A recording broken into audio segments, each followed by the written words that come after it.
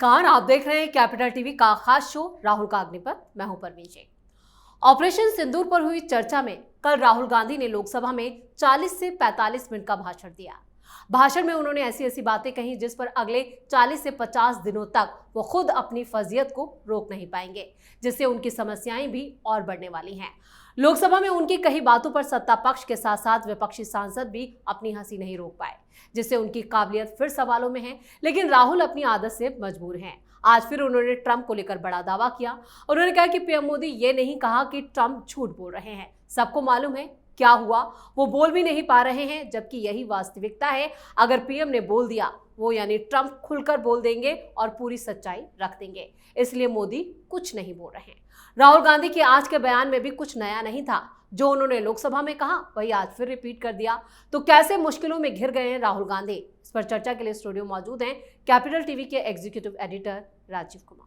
Sir, आपका बहुत बहुत स्वागत है। धन्यवाद। क्या लोकसभा में ऑपरेशन सिंदूर पर जो चर्चा हुई और राहुल गांधी को जो रणनीतिक हार का सामना करना पड़ा है, उसे पचा नहीं पा रहे? देखिए, राहुल गांधी ने जो कहा, जो किया और जो तरीके रहे हैं लोकसभा के अंदर, पूरी कांग्रेस पार्टी के जो प्रवक्ताओं की लिस्ट रही है और जिन लोगों को जो बोलने के लिए कहा गया, इन सब मामलों में ये परसेप्शन की जंग राहुल गांधी हार चुके हैं। इसलिए मीडिया में चर्चाएं हो रही है कि ऑपरेशन सिंदूर एक परसेप्शन बनाने की प्रक्रिया थी कि ऑपरेशन सिंदूर पर चर्चा होगी, तो जो अब तक मोदी सरकार ने किया और बताया, मीडिया ने दिखाया और लोगों ने समझा कि पाकिस्तान ने एक आतंकी हमला किया और उसका जवाब में प्रधानमंत्री मोदी ने ऑपरेशन सिंदूर चलाया, जिसमें पाकिस्तान की हेकड़ी निकाल दी, उसके सॉवरेनिटी के ऊपर आघात किया।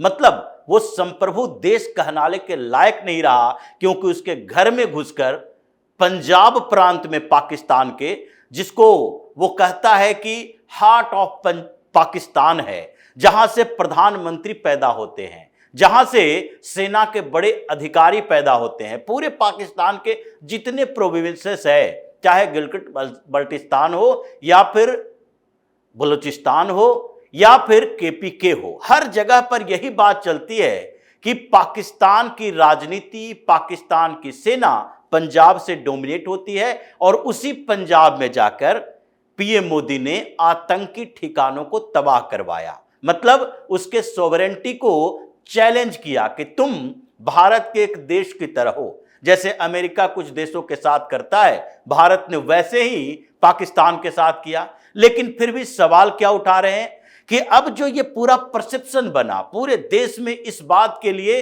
चर्चा शुरू हो गई कि अब पाकिस्तान को उसी के तरीके से जवाब दिया जा रहा है। मतलब वो प्रॉक्सी वार छेड़ेगा, वो आतंकवादी भेजेगा, तो हम उस आतंकवादी के ठिकानों पर हमला करेंगे। फिर अगर वो युद्ध करने की कोशिश करेगा तो हम उससे बड़े युद्ध करेंगे। अगर वो ड्रोन भेजेगा तो हम ब्रह्मोस भेजेंगे। मतलब ये पूरे देश में इस बात की चर्चा रही और टीवी डिबेट हो, मीडिया की रिपोर्ट्स हो या लोगों के बीच बातचीत हो, ये परसेप्शन तैयार हुआ कि 2014 के बाद भारत और पाकिस्तान के जो रिश्ते रहे हैं उसमें भारत डोमिनेट करता है, उससे पहले पाकिस्तान डोमिनेट करता था। पाकिस्तान आतंकी गतिविधियां यहां संचालित करता और भारत की तरफ से क्या किया जाता था, भारत की तरफ से डिमांड रखे जाते थे, डोजियर भेजे जाते थे कि देखो ये डोजियर ले लो, ये आतंकवादियों की लिस्ट है,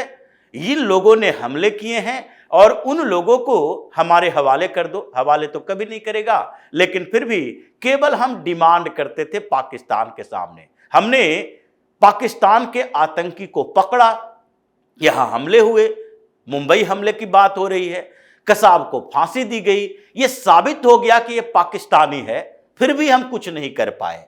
2014 के बाद कभी ऐसा नहीं हुआ। आतंकी हमला करोगे तो सर्जिकल स्ट्राइक भी हुआ, एयर स्ट्राइक भी हुआ और ऑपरेशन सिंदूर भी चला। तो ये परसेप्शन बन रहा था। राहुल गांधी ये संसद में चर्चा करवाने के लिए उनका मकसद यही था कि इस परसेप्शन में डेंट लगाओ, मतलब ये दिखाओ कि प्रधानमंत्री मोदी उतने मजबूत नहीं है जितनी की बात कही जाती है। इसलिए पहले उन्होंने क्या कहा, प्रधानमंत्री का गुब्बारा फूटेगा, जी। ये कुछ दिन पहले संसद में चर्चा से पहले एक रैली के दौरान कहा, लोगों को संबोधित करते हुए कहा कि नहीं, प्रधानमंत्री तो सामान्य हैं, उनसे कोई मुकाबला करने के लिए बड़ी चीजें नहीं चाहिए, बल्कि उनका गुब्बार तो फूट जाएगा ऐसे ही सामान्य तरीके से। लेकिन इस परसेप्शन के जंग में राहुल गांधी कहां खड़े नजर आए? कांग्रेस के नेताओं ने जो लोकसभा में बोला या फिर भी राज्यसभा में भी बात हो रही है, लेकिन उन नेताओं ने जो सवाल उठाए, वो सवाल पहले से ये उठा रहे थे जिस पर इनकी फजीहत हो रही थी, उससे भी आगे बढ़ गए बोलते बोलते। जैसे परिणीति शिंदे ने बोला, ये तमाशा शब्द का उपयोग कर दिया, मोदी जी ने बड़प्पन दिखाया, प्रधानमंत्री मोदी ने बड़प्पन दिखाते हुए कहा ये युवा सांसद हैं, लेकिन राजनीतिक परिवार युवा नहीं है। अगर देखा जाए तो ये शिंदे परिवार, सुशील शिंदे की बेटी, राजनीतिक परिवार कांग्रेस से जुड़ाव ये नया नहीं है, ये पुराना है। और राहुल गांधी को तो ऐसे भी परिवारवादी नेता, परिवारवादी राजनेता, यही सारे लोग चाहिए। तो इसलिए युवा सांसद हैं, इनको ट्रेनिंग वैसी दे दी गई राहुल गांधी की तरफ से, इनके आका ने बोला और इन्होंने बता दिया, इसलिए इनको तो माफ किया जा सकता है, लेकिन इनके आका को माफ नहीं किया जा सकता है। बात वही है पाकिस्तान को लेकर भी, कि पाकिस्तान को माफ नहीं किया जा सकता। पाकिस्तान में पनप रहे आतंकवादियों में उन लोगों को जो माइंड वॉश जिसका कर दिया गया है, जो आतंकवादी यहां पर आकर ये हंगामा खड़ा करता है, विस्फोट करता है, उनसे ज्यादा खतरनाक वो है जो इसको पालता है। मतलब उन सांसदों की बात नहीं करते जो कि ये बोल रहे हैं, ये शब्द किसके हैं वो डिपेंड करता है, ये राहुल गांधी का शब्द है। तो ये परसेप्शन की जो लड़ाई चल रही थी, उसमें संसद में इन लोगों ने सोचा पूरा विपक्ष एकजुट होगा और सब मिलजुल कर सवाल खड़ा करेगा कि ऑपरेशन सिंदूर एक ढकोसला था। इनका कहना यही था और प्रधानमंत्री मोदी कमजोर साबित हुए इस ऑपरेशन सिंदूर के दौरान। मतलब सीज फायर को लेकर भी यही सवाल उठाया कि आप दबाव में आ गए। किसके दबाव में आ गए? आप दबाव में आ गए ट्रंप के। अब ये ट्रंप के दबाव की बात है। 29 बार ट्रंप ने कहा, 30 बार, ये 300 बार कहेगा ट्रंप जी। पाकिस्तान 500 बार कहेगा। आपको किस पर भरोसा करना है? आपको क्या सोचना है? आपको क्या बताना है? इसके लिए तो आपको जानकारी होनी चाहिए, इन डेप्थ जानकारी का मतलब इंफॉर्मेशन की नहीं, बल्कि अपनी परंपराओं की, अपनी कहावतों की, अपने आध्यात्मिक जानकारी की। इस बात के लिए आपको सोचना चाहिए कि सदियों से यह हमारे यहां कहा जाता है कि कौवा कान लेकर जा रहा है तो कौवे की तरफ देखेंगे या कान की तरफ देखेंगे? अगर हमारे खिलाफ कोई कुछ बोल रहा है तो हम उसकी बात सुनेंगे या हमारे तरफ से जो बोला जा रहा है उसकी बात सुनेंगे? मतलब ट्रंप 25 बार 50 बार बोलेगा, क्योंकि ट्रंप के अलावा अमेरिका में भी कोई नहीं बोल रहा और ट्रंप की इन बातों का समर्थन दूसरे देश भी नहीं कर रहा, न भारत कर रहा है। वो हर जगह पर ये कहते फिर रहे हैं हमने 6 युद्ध रुकवाए, हमने सीज फायर करवाया। अपने मुंह मिट्ठू करने वाले के हिंदुस्तान, भारत के अंदर बड़बोला कहा जाता है। तो ट्रंप एक बड़बोला व्यक्ति है जो खुद क्रेडिट लेने के चक्कर में रहता है, इसलिए हमने युद्ध रुकवाया, हमने क्या किया। युद्ध रुकवाने में अमेरिका की भूमिका है, इसमें दो राय नहीं है। और भारत की सरकार, प्रधानमंत्री हो या फिर विदेश मंत्री हो, सब मानते हैं अमेरिका की भूमिका है। लेकिन अमेरिका की भूमिका किस लेवल पर है? भारत के लेवल पर या पाकिस्तान के स्तर पर? ये जो बार बार कह रहे हैं कि परमाणु युद्ध हो जाता, 2 परमाणु देश है, ये ट्रंप बोल रहे हैं। तो क्या भारत ने कभी धमकी दी कि हम परमाणु हमला कर देंगे?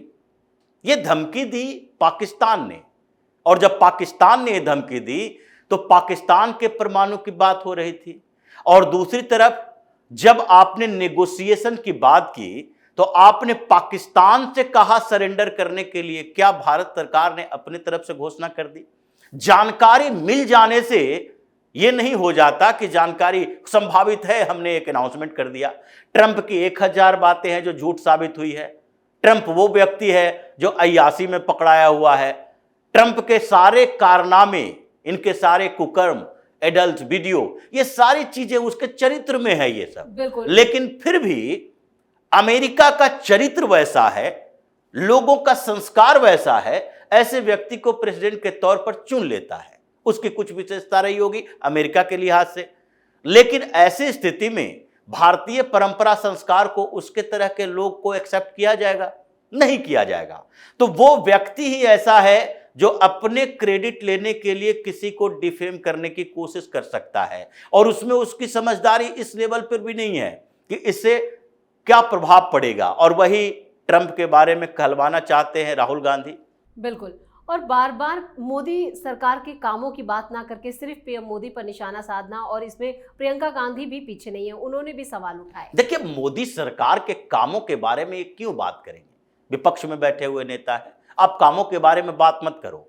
आप मोदी की जितनी भी आलोचना करनी है करो, आप भारतीय जनता पार्टी और सरकार की आलोचना करो, लेकिन सरकार और देश के बीच अंतर होता है। जब आप अभी के वर्तमान नेतृत्व को कहते हो सरेंडर करने वाली, आप दबाव की बात करते हो, तो व्यक्ति की बात नहीं करते। कहते हो कि भारत कमजोर है, भारत ने सरेंडर किया, भारत पाकिस्तान के सामने झुक गया, भारत अमेरिका के सामने झुक गया। ये किसी एक व्यक्ति की बात नहीं है, या फिर उस पद पर बैठे हुए व्यक्ति की भी बात नहीं है, बल्कि बात इसके लिए है कि आप देश के साथ कैसा रुख अपनाते हो। आप डोमेस्टिक पॉलिटिक्स कर रहे हो, यानी कि आप देश में चुनाव लड़ रहे हो, देश की बात करो। इंटरनल पॉलिटिक्स को लेकर आप जितनी आलोचना कर सकते हो करो, लेकिन जब अंतरराष्ट्रीय स्तर पर बात होती है, वही बात है कि सामान्य तरीके से परिवार, समाज, राज्य, देश जुड़ा रहता है एक दूसरे से, उसी तरीके से अंतरराष्ट्रीय स्तर पर ग्लोबल सोसाइटी में अब परिवार एक है या गांव के बीच अगर अपने भाइयों में झगड़ा हो रहा है तो गांव उसके लिए दुनिया है, विश्व है। अगर गांव के दूसरे लोगों से झगड़ा होगा और वो भी उसके साथ लग जाए जो कि अपने परिवार को छोड़ दे, तो उसे क्या कहा जाता है? विभीषण। विभीषण ये शब्द ऐसा है जिसको अच्छा कहे या बुरा कहे, लेकिन फिर भी यह हमेशा उपयोग होता रहा बुराई के लिए। विभीषण मत बनो। क्यों? विभीषण तो बड़े संत आदमी, भगवान राम के भक्त, और वो भी पूरे युद्ध में, रामायण में उन्होंने भगवान राम का साथ दिया, रावण को छोड़ दिया, अपने भाई को छोड़ दिया, फिर भी उसे गलत बताया जाता है। विभीषण मत बनो। विभीषण के बारे में कहा जाता है घर के भेदी लंका ढाही। ये क्यों कहा जाता है? वो तो बहुत अच्छे व्यक्ति माने जाते, संत थे, बेहतर व्यक्ति थे, राक्षसी प्रवृत्ति नहीं थी, भगवान को मानते थे, भगवान का सहयोग किया, अच्छाई का सहयोग किया, लेकिन फिर भी विभीषण। ये कुंभकर्ण के लिए नहीं कहा जाता, भले ही जितना दुराचारी दुष्ट हो, लेकिन फिर भी कहा जाता है भ्रातृ प्रेम, परिवार प्रेम, परिवार के लिए लड़ा मर गया। तो ये एक व्यक्तिगत भावनाएं होती है और व्यक्ति के चरित्र वैसे ही दिखाई पड़ते हैं। राहुल गांधी उन्हीं व्यक्तियों में से है कि आप ये बार बार कितनी भी आप दिखाने की कोशिश करो, लेकिन आप राष्ट्र हित की बात नहीं, देशद्रोह की बात कर रहे हो। इसीलिए ये 43-44 मिनट का जो भाषण रहा, उसमें 22-23 ऐसे मूर्खतापूर्ण बातें कही है जो अगले कितने महीनों, सालों तक चलता रहेगा। अभी तो सोशल मीडिया का जमाना है, ये तो अगले चुनाव तक इनका पीछा नहीं छोड़ेगा। जैसे पिछले भाषणों में मनमोहन सिंह के, सोनिया गांधी के, कांग्रेस के नेताओं की बातें अब भी चलती है कि संसद में क्या क्या बोला था।